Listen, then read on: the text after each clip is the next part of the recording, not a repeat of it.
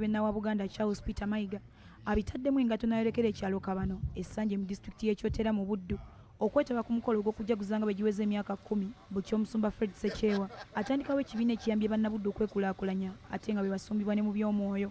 Kamalabyonna yaniriziddwa Pokino Jude Muleke omukubiriza w'olukiiko lwa Buganda Patrick Luwaga Mugumbule abakulira Hope Ministries n'abakungu abalala bangi. Kamalabyonna asimbye omuti ogw'ekijjukizo mu kifo kino n'oluvannyuma n'alambuzibwa ekyuma ekisunsula emmwanyi okuzituusa ku mutindo. Bw'aba agenda kutugula kilo siringi kakaaga olw'okuba tusiika emmwanyi ezisinga obungi wano tuba tusobola okukola ki? Tuba tusobola omulimu olw'okumusasula siringi 7. Aba Celebrate Hope Ministries mu nteekateeka ze balina basoosowaza nnyo ekirime ky'emmwanyi era ng'essira balitadde kusitula omutindo gw'emmwanyi. Bano balambuzza Kamalabyonna tekinologiya omujja gwe bakozesa okulondoola abalimi b'emmwanyi ate ne kaawa gwe beekolera bo bennyini. Omukolo gw'okujjaguza nga begiweza emyaka 10 mu buweereza buno gutandise na kusaba okukulembeddwamu Omusumba Leonard Sserwadda. Omusumba Sserwadda yeebazizza Katikkiro olw'okugatta abantu nga tayawudde mu nzikiriza zaabwe wadde amawanga gaabwe era wano waasinzidde ne yeeyama nga bba abalokole bwe bajja okukolera wamu n'Obwakabaka okulaba nga bakola enteekateeka ezireeta enkulaakulana mu bantu naddala abavubuka.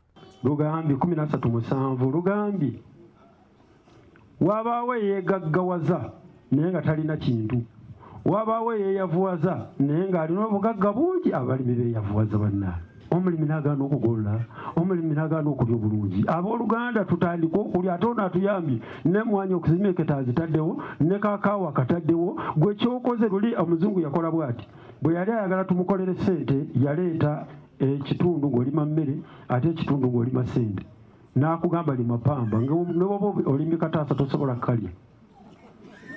Yali idea ya muzungu naga nti ono kamulimise pamba ne bw'aba alina kataasa tajja kkalya alina okukampa muwe ssente. Okusinziira ku mutandisi wa Celebrate Hope Ministries Omusumba Fred Ssekyewa batandika ekibiina kino ne mukyala we Rebecca mu mwaka gwa 2009 okusobola okumalawo okwekubagiza okwali kufumbekedde mu bannabuddu oluvannyuma lw'okuyita mu njega ya Mukenenya, olutalo n'obwavu nga kye basigazza kwe kusabiriza. Namanya nti bwe tutakozesa maanyi ga kkanisa oba church in general ekereziya n'endala ezimaze wano emyaka 15 so nga ebibiina bwe bijja ate ne bigenda tuyinza obutagenda mu maaso. Tulowooza tukozesa family eyitibwa 1 + 1 + 1 times J equals TC. Omusumba omu bw'akyuka ajja kukyusa engeri gy'abuulira mu kkanisa.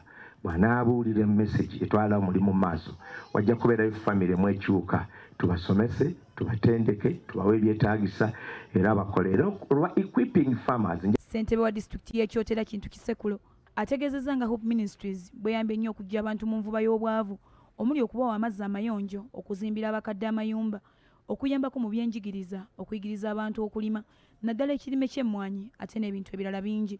Ssentebe asinzidde wano n'agugumbula abakulembeze abatafaayo okwetegekera mu biseera nga balina obuyinza ekibaviirako okulemera mu bukulembeze. Tugezezaako okulwanyisa obwavu nga naffe abakulembeze twerwanako. Omukulembeze gw'olaba tayagala kuva ku bukulembeze kyekibatawanya kyekyo butakola birala. Nolowooza nti balina kubeera ku ekyo ne bw'oba olina by'okola ebirala. Nganze Kisekulo eyakabeera k'emyaka 2 ayagala 5 gyokka egijja mpummule we bandindekedde 5 n'engituula wali n'engenda ku birala. Bw'abadde ayogerako eri bannabuddu abakuŋŋaanye ku mukolo guno, Katikkiro Charles Peter Mayiga asabye abalyoyi b'emyoyo okufaayo ennyo okuteekawo enteekateeka eziyamba endiga ze basumba okufuna enkulaakulana kubanga omwavu tayinza kwemalira ku Katonda. Katonda yatutondera abantu be tulaba. Kati oyinza otya okwagala Katonda ng'ate bye yatonda tobyagala? N'olwekyo omukulembeze w'eddiini kimugwanidde era kirungi nti bali wano bangi okukola enteekateeka etuzimba mu mwoyo ne mu mubiri nga Pastor Fred Ssekyewa ne Rebecca bwe bakola. Kamalabyonna nga yeesigama ku byafaayo ebyasitula ekitiibwa kya Buganda, Ssekabaka Ttembo yalegesa engoma Saagala agalamidde mu kyasa kye 15 ekyayamba ennyo Abaganda okwemalira mu kukola. Akalaatidde abantu bannyinimu okunyiikira okukola ennyo ku mulembe guno bawone okujoogebwa olw'obwavu anti ne Sitaani yeeyambisa nnyo emyoyo eginafuya olw'obwavu okwetaaya mu bbo. Omuntu atalina mmere ayinza okuba n'ekitiibwa oba tasobola kutwala mwana ku ssomero oba tasobola kumujjanjaba atalina ngoye. Omwavu mponga byoya omwolo alinda okulembeka engalo bamuweyo siringi 2 oyo aba n'ekitiibwa kya ngeri ki? Omulabo ow'amaanyi asinga okusembeza sitaani mu bagoberezi ba Kristo bwe bwavu. Kubanga bano bapasita batubuulira ki? Mukomye obubbi, si bwe batugamba? Mukomye obutamiivu.